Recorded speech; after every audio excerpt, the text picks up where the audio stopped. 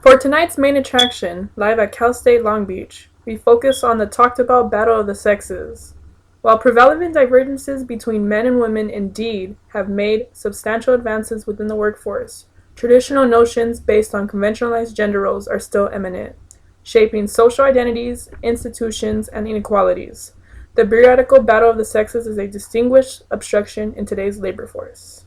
In the red corner, we have women, and in the blue corner, we have men. Ladies and gentlemen,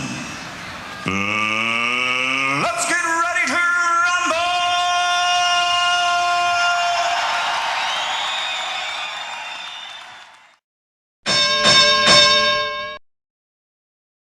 During the earlier to mid-20th century, the U.S. financial, social, and institutional structure severely fluctuated due to the worldwide economic turndown. The Great Depression caused by the stock market crash in 1929 affected everyone in the U.S. During the Depression, which is one of the most devastating financial downturns in U.S. history, businesses were forced to reduce their labor force and cut wages. Unemployment reached 25%, and both businesses and individuals loaned excessive amounts of money, while thousands of banks was put down. While disastrous for everyone, the Great Depression affected male workers more severely than women by damaging the dominated heavy industries such as steel, chemicals, and rubber. However, women had to face lots of discrimination and social criticism during the Depression. According to the men, women stole their jobs and abandoned their families during critical time.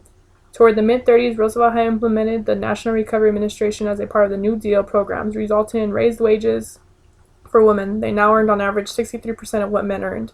During World War II, the job market drastically changed for everyone, but especially for women. The Fair Employment Practices Commission encouraged African Americans to work in heavy work groups.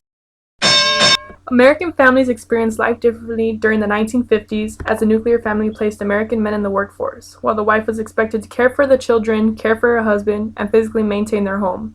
Since the Great Depression left many men unemployed, this ideal family image was viewed as a way to prevent women from taking jobs from men. However, as men left their civilian jobs to fight the war, women began to take on jobs that were affiliated with men's work and typically paid higher wages.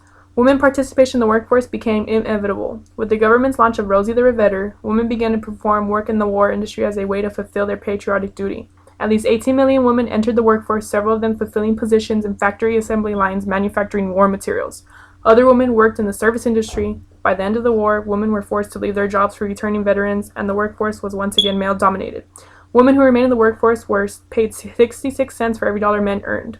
Still, most men worked in white-collar jobs or professional occupations, and occupations were superior, both in pay and title, to those jobs considered women's work. Both 1960s and early 1970s, the role between men and women in the labor sector has significantly changed. According to the U.S. Bureau of Labor Statistics, during the 1970s, the percentage of women between the ages of 25 to 64 don't have a high school diploma sharply decreased, along with an increase of women receiving high school diplomas, obtaining associate degrees, and college degrees. As a result, women saw a significant difference in their earnings as to men. Women are getting more involved in the workforce. However, women are still the minority when it comes to highly skilled jobs.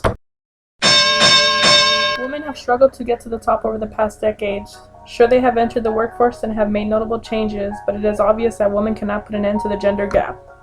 Although there are plenty of statistical facts based upon the changes of women, they still take low blows and do not get recognized for the hard work they put in.